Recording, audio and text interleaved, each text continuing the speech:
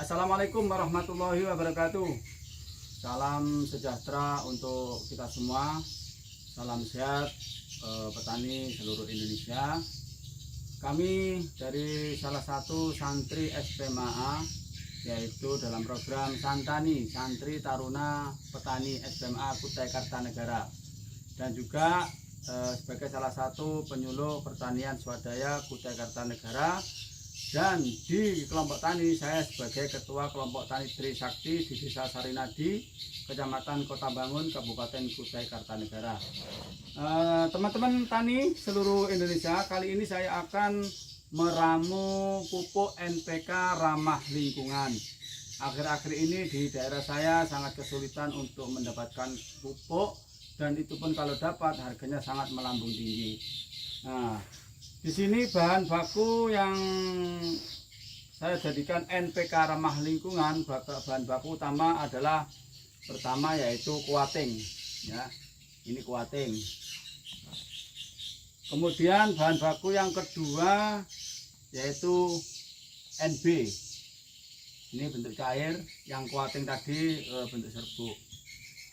Dan bahan pendukung yaitu pupuk urea, baik yang subsidi maupun yang non subsidi.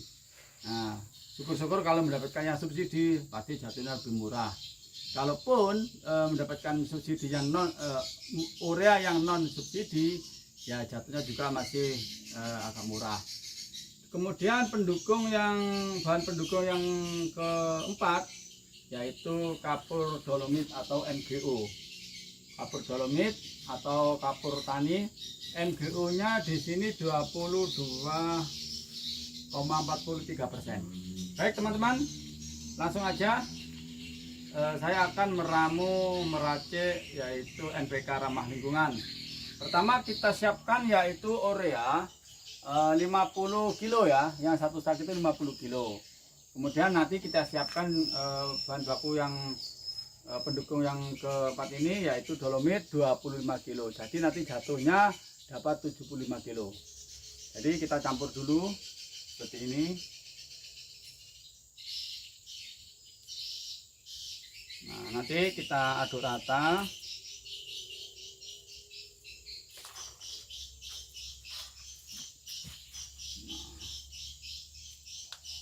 Ini ada 100 ml. Kita singkirkan. Kemudian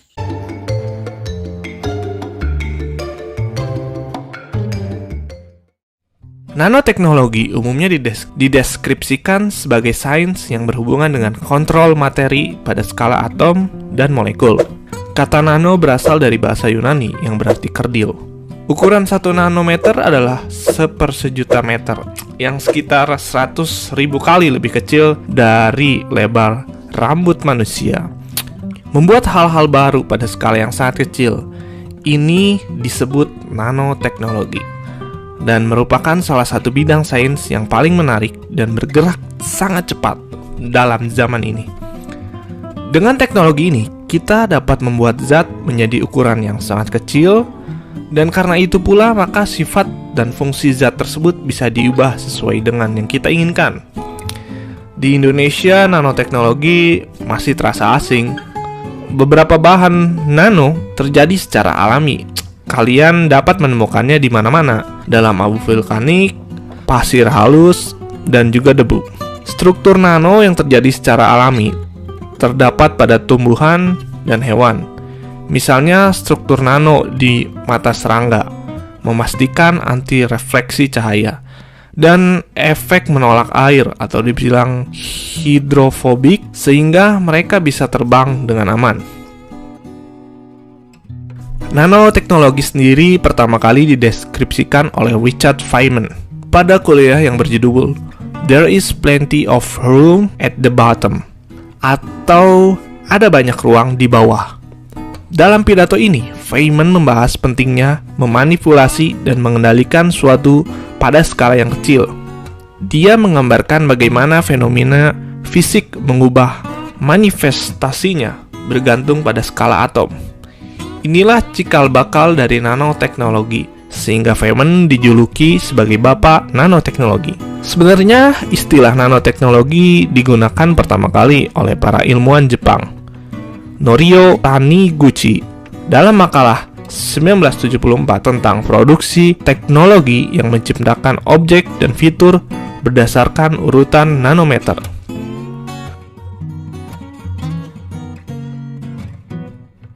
Untuk melihat suatu atom tentu bukan hal yang mudah, dan melakukan rekayasa tentunya diperlukan peralatan yang canggih dan super sensitif.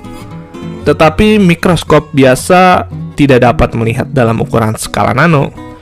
Mengapa mikroskop biasa tidak bisa menyentuh bahan nano? Dikarenakan bahan nano ukurannya sangat-sangat kecil, sedangkan mikroskop biasa hanya bisa menangkap cahaya yang mempunyai panjang gelombang antara 500 sampai 700 nanometer, atau kita bisa bilang warna pelangi.